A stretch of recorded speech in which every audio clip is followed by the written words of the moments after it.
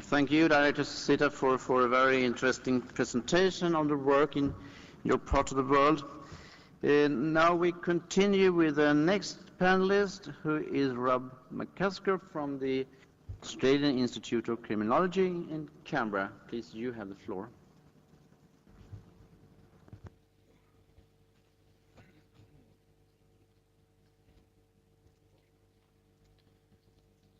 Mr. Chairman, ladies and gentlemen, good morning.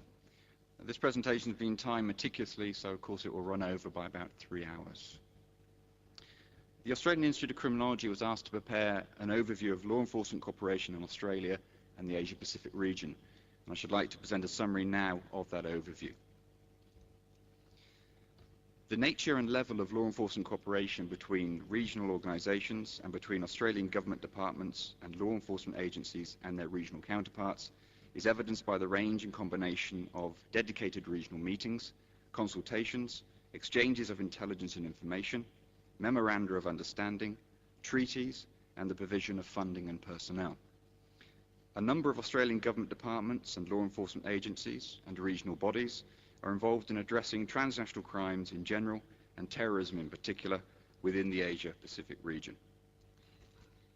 Within Australia, the Attorney General's Department has, amongst many other things, established a South Pacific section to provide advice and assistance on strategic governance and legislative issues in the region to combat terrorism and transnational organised crime. They have also formed a financial intelligence support team known as FIST to provide legal and strategic policy advice to Pacific Island countries to facilitate the implementation of international money laundering regulations and to ensure that existing and proposed financial intelligence units, or FIUs, are provided with the skills necessary to tackle emerging financial crimes.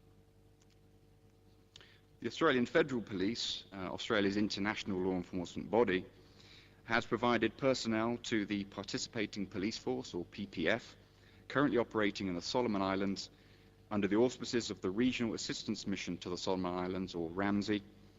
The PPF also has members from New Zealand, Fiji, Tonga, Vanuatu, Kiribati, Nauru, and the Cook Islands, again a reflection of the regional cooperation in this important endeavour. As a result of the cooperative efforts between the Royal Solomon Islands Police Force and the PPF, over 3,700 illegal weapons and over 306,000 rounds of ammunition have been seized or surrendered. Over 3,300 people have been arrested and charged with over 4,700 offences.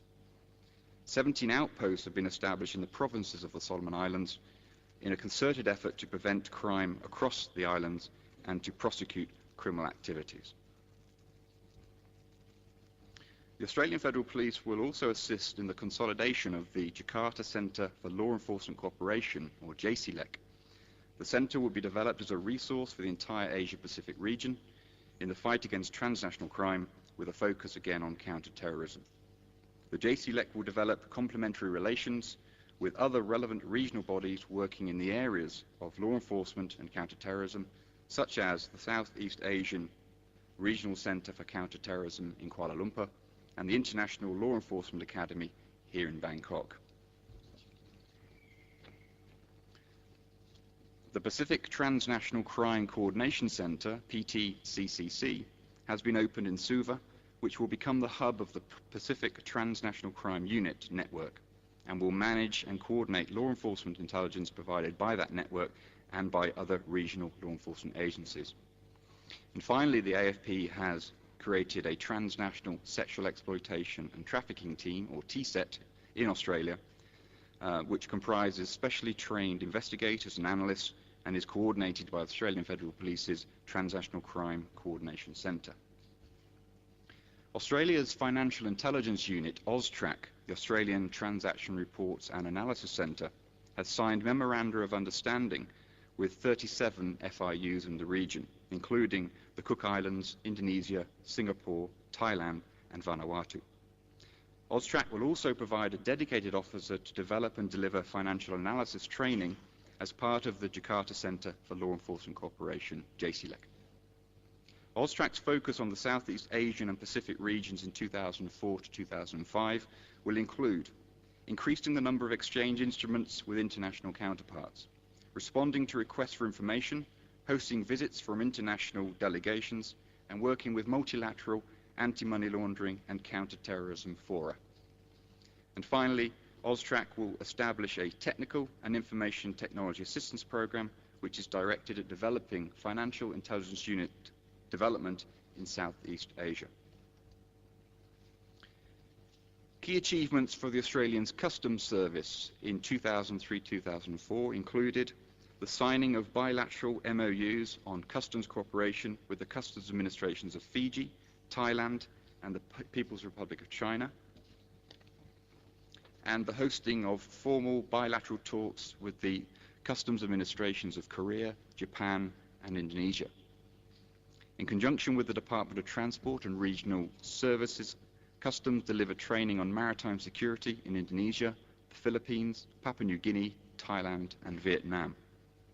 Customs also participated in the use of the Customs Asia Pacific Enforcement Reporting System, or CAPERS, which is a secure internet site through which customs administrators can pass intelligence and information and enhance capacity in areas such as counterterrorism and people smuggling.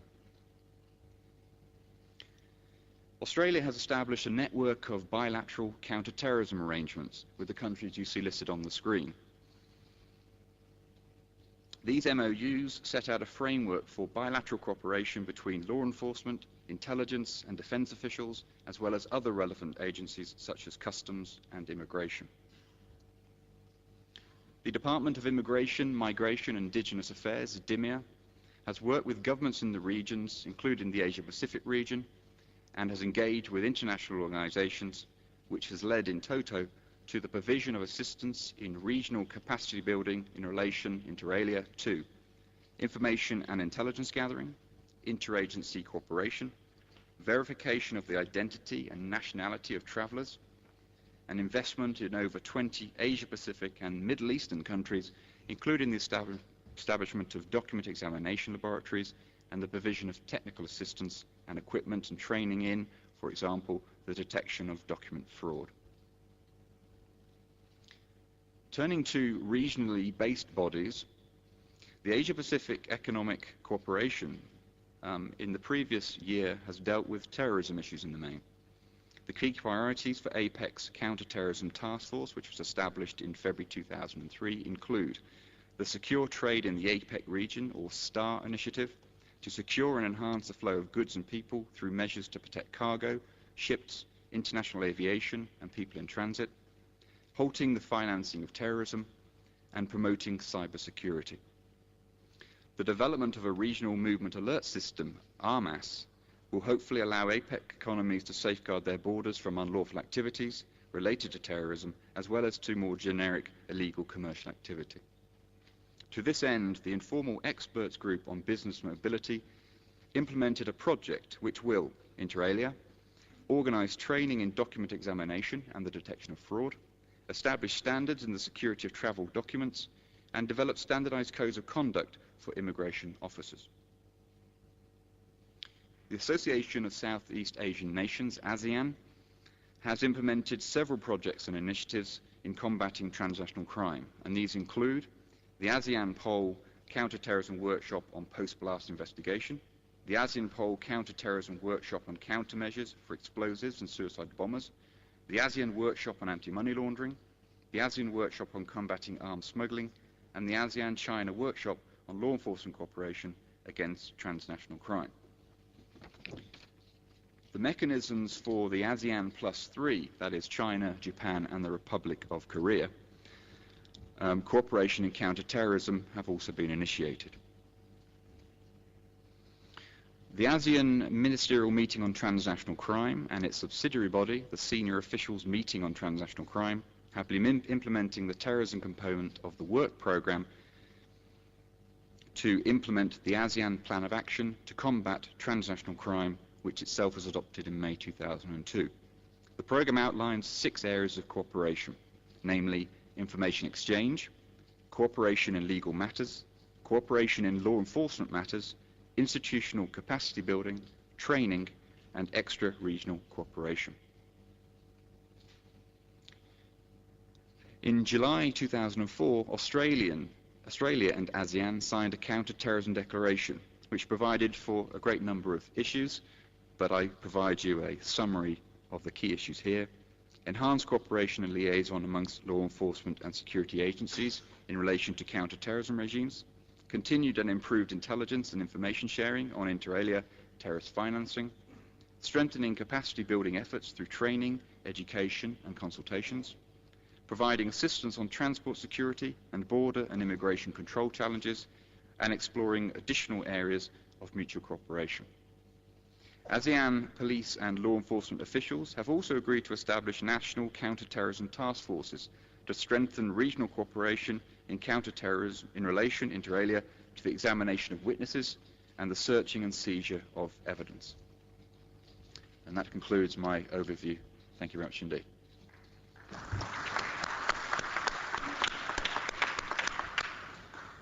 Thank you, McCusker, for a very interesting overview of the different structures that are obviously promoting and developing the law enforcement cooperation in Australia and the Pacific. Thank you very much. You're also invited to sit in the panel. Yes. Yes.